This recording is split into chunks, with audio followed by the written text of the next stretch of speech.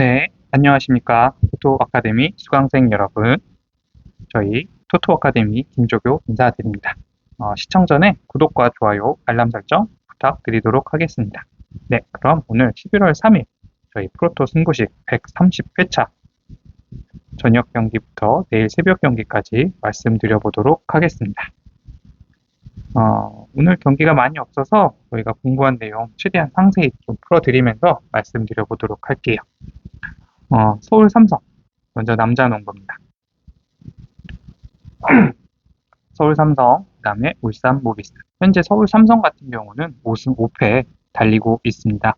직전 경기에서 부산 KCC 상대로 승리 기록했고, 그 이전 경기에서도 서울 SK 상대로 2연승 달리고 있습니다. 이 3연패에서 벗어나는 승리가 나온 이후에 이 3연승의 상승세를 만들어내고 있는 가운데 이 리바운드, 3점슛, 범실 모두 좋은 모습 보여주고 있습니다. 거기에 13개의 3점슛 50%의 적중률이라고 보시면 될 것 같고요. 지금 서울 삼성 같은 경우는 폭발력 있는 득점력을 보여주고 있다. 이렇게 보시면 되겠습니다. 이대성이 경기 중 부상으로 이탈하는 악재가 있었긴 했는데요. 최현민 공백을 메우고 있고 이관희가 백코트에서 힘을 내고 있는 상황입니다. 거기에 니콜슨도 15득점, 10리바운드로 두 번째 더블 달성하면서 팀 리바운드 싸움에서도 우위를 기록하고 있다라고 보시면 되겠습니다. 울산 모비스, 울산 현대모비스입니다. 현재 4승 7패입니다. 직전 경기 원정에서 원주 DB 상대로 패, 그 이전 경기에서도 수원 KT 상대로 패, 그래서 현재 3연패 흐름 속에 있습니다. 시즌도 그렇고 지난 경기에서도 출발은 좋았는데 후반전 수비 집중력 부족으로 역전패를 당한 경기라고 보시면 되겠습니다. 매치업에서 밀리는 포지션도 많았고요. 이 미국의 란드레 옥존, 레이션 해먼즈도 이 클러치 상황에서 집중력을 부족했던 모습이 드러났습니다. 거기에 전환 수비가 느리고 레이션 해먼즈라든지 서명진, 박무빈을 제외하고는 추가적인 두 자릿수 득점이 나오지 않아서 아쉬운 모습을 보였다라고 보시면 되겠습니다. 그래서 이번 경기 같은 경우는 저희 가장 가능성 높은 거는 서울 삼성의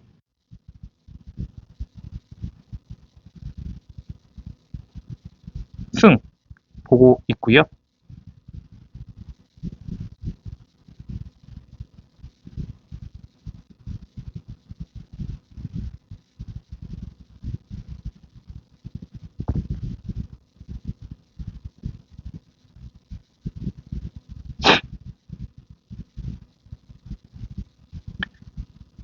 네, 트라토르 대 알쇼르타 대 트라토르고요. 이 경기는 저희가 조금 공부하면서 분석이 좀 많이 어려웠어요. 그래서 이 경기는 정배 말씀드리도록 하겠습니다. 정배 하나만, 트라토르의 승 이렇게까지만 말씀을 드리고 핸디 언어번은 보지 않도록 하겠습니다. 항상 아시아 챔피언스 리그 같은 경우는 변수가 너무 많고 저희가 계속해서 말씀을 드리지만 저희는 항상 함께 공부하고 공부했던 내용을 공유하는 채널이다 보니까요. 항상 선택 전까지 최종점까지 변수나 이런 거 한번 체크하시고 그리고 선택하시면 좋은 결과 있을 것 같습니다. 다음은 이탈리아 세리에 A입니다. 사스올로 같은 경우는 현재 전방 압박 그리고 세트피스 완성도를 무기로 경기를 주도할 것 같습니다. 여기에 피나몬티라든지 베라디 이런 선수들이 패스 타이밍이라든지 크로스 타이밍 이런 게 너무 좋아서 침투라든지 득점력 올릴 수 있는 충분한 실력이 있다라고 보시면 될 것 같습니다.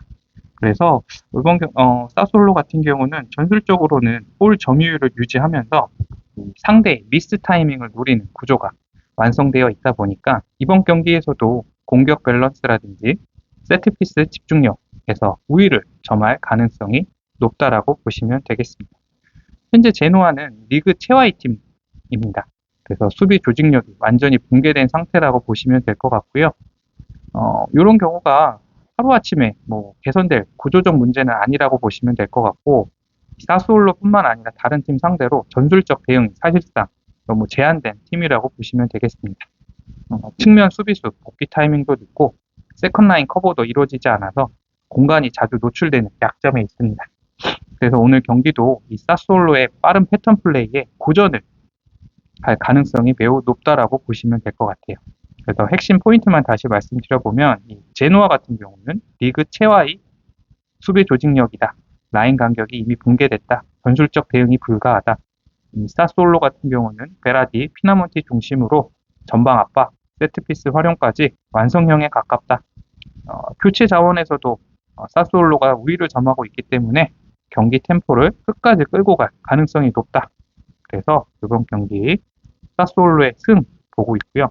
힌디가 마이너스 1마인까지는 보고 싶은데 어떻게 뜰지 몰라서 이렇게 말씀드리고 기준점 2.5 잡혔을 경우에 오버까지 같이 보도록 하겠습니다.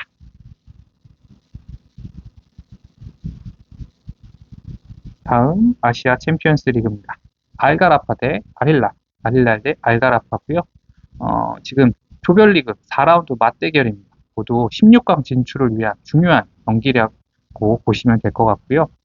알가라파 같은 경우는 홈팀 2점을 살려서 승점 확보하려고 어떻게든 할 것 같고, 아릴라 같은 경우는 원정이긴 하지만 4연승을 노리는 경기라고 보시면 될 것 같아요.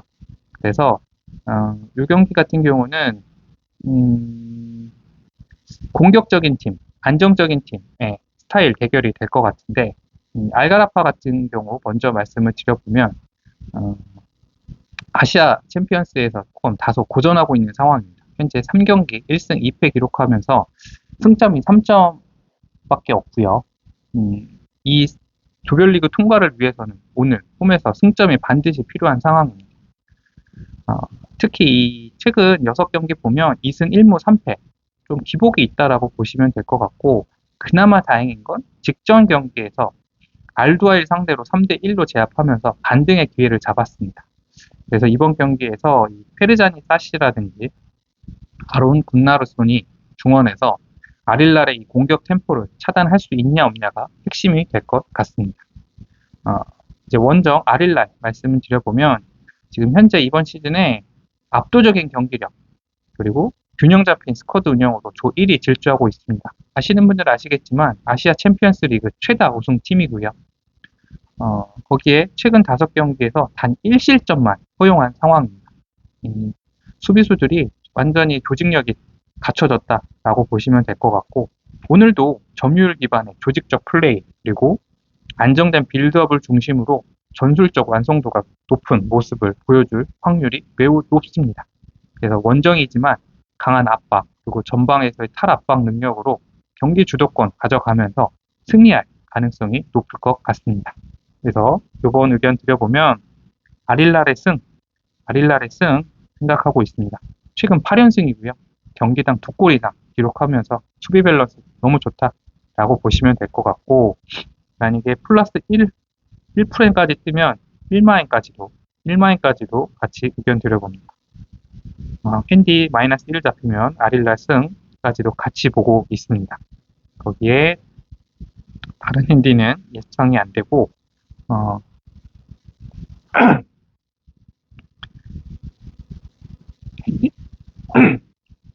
언어버 기준점 2.5 잡히면 오버까지도 같이 보시면 좋을 것 같은데 이번 경기는 그냥 안정적으로 아릴라의 승, 핸디 1마인일 때 1프렌일 때 아릴라의 승까지도 같이 아릴라의 마이너스 1 잡히는 거죠. 또 헷갈리시면 안 돼요. 그래서 요거일 때 가능하다. 플러스 1일 때 요건 거죠. 자꾸 헷갈리시는 분들 다시 플러스 1 프렌일 때 패, 다음에 승 이렇게 보시면 되겠습니다. 다음 이탈리아 세리에 A입니다. 라치오 대 깔리아리 대 라치오. 현재 라치오 같은 경우는 공격 템포의 중심이 전방 3인 조합에서 나온다라고 보시면 될 것 같아요. 카스텔리아노스, 그다음에 자카니, 그리고 피사요 델레바시로.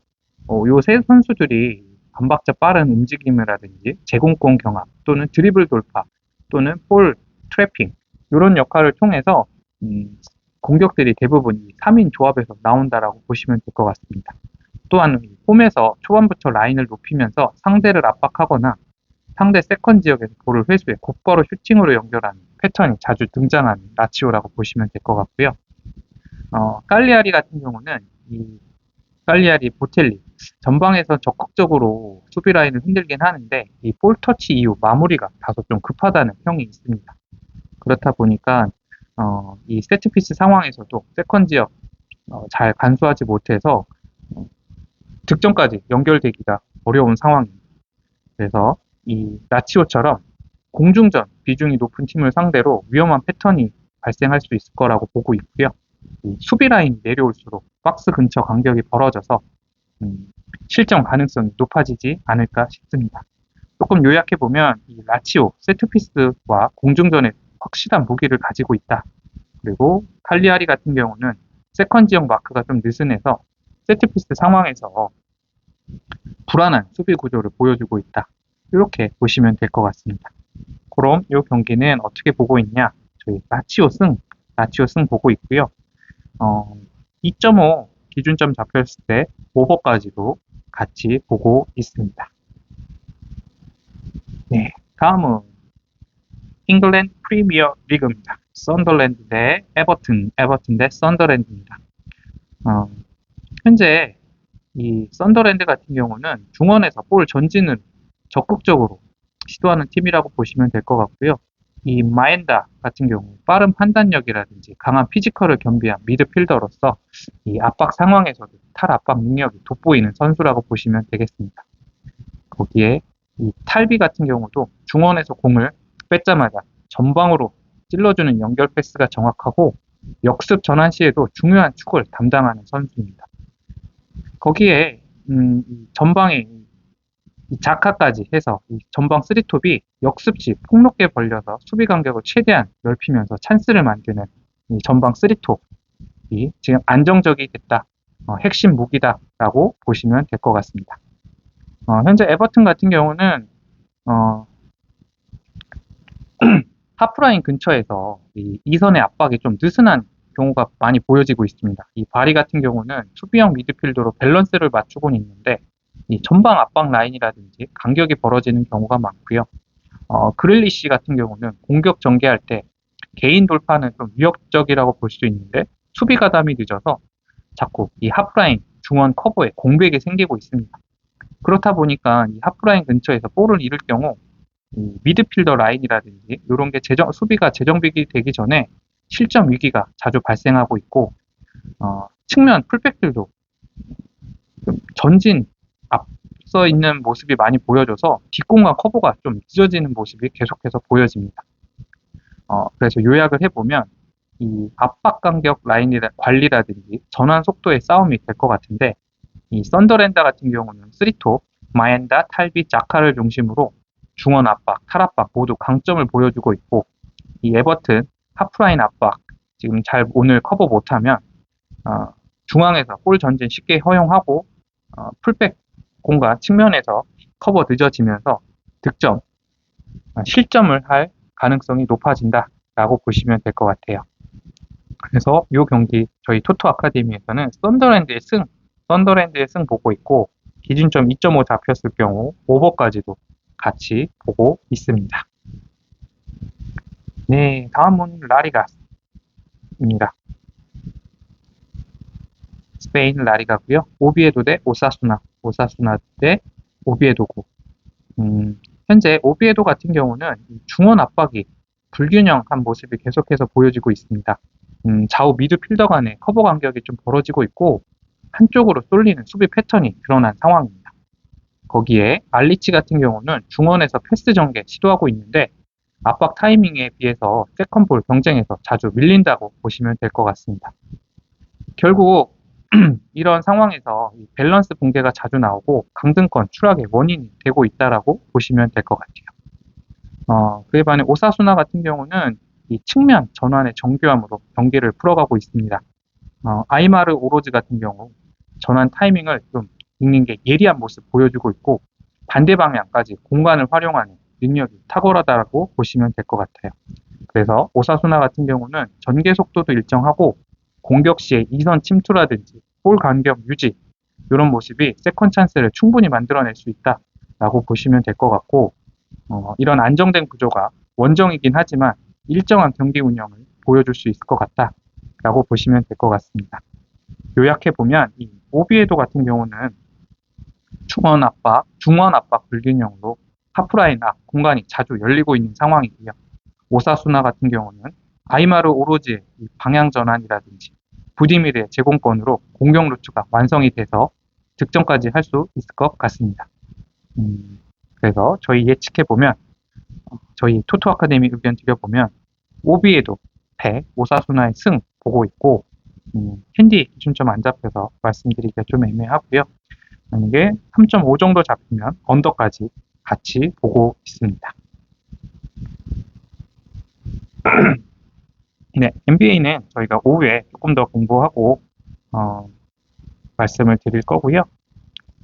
아마 오늘 토토 아카데미 의견은 고전 의견 여기까지 드리면 될 것 같습니다가 아니라 역시 물스까지 있었네요. 물스까지 말씀을 드리고 종료하도록 하겠습니다. 네, 물스 시애틀 대 미네소타, 미네소타 대 시애틀입니다. 현재 시애틀 빌드업 구조 안정적인데 골 결정력이 부족하다라는 평이 계속해서 나오고 있습니다. 왜 그러냐면 이 시애틀의 공격이 골 점유율에 비해서 효율이 지금 많이 떨어지는 구조다 보니까 측면 전개를 반복하다가 크로스 타이밍을 잃거나 세컨 찬스에서 적극성이 부족한 모습을 많이 보여주고 있습니다. 특히 이 상대가 5명의 수비 라인 구축했을 때 중앙 압박에 막혀서 템포가 쉽게 끊기는 모습이 보이고 있고 최근 홈 경기에서조차 유효 슈팅 수가 줄어드는 흐름이 계속해서 이어지고 있습니다. 그에 반대로 미네소타 같은 경우는 수비를 좀 단단히 세우고 역습 타이밍을 노리는 구조인데요. 그러다 보니까 이 미네소타 공격도 좀 반복적일 수밖에 없습니다.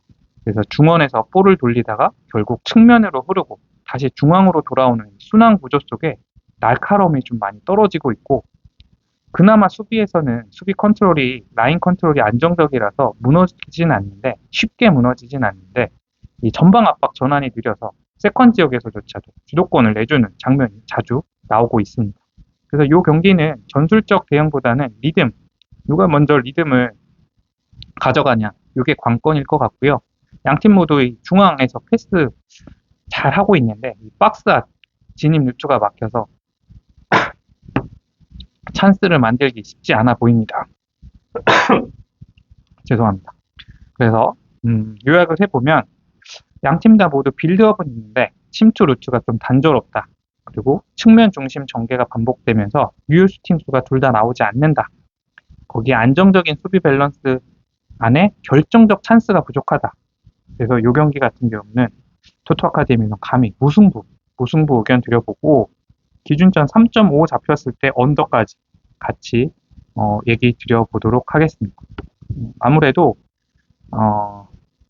양팀 다 조금 제한된 움직임이 나올 것 같아서 저희가 한번 무승부 의견까지 드려봤습니다.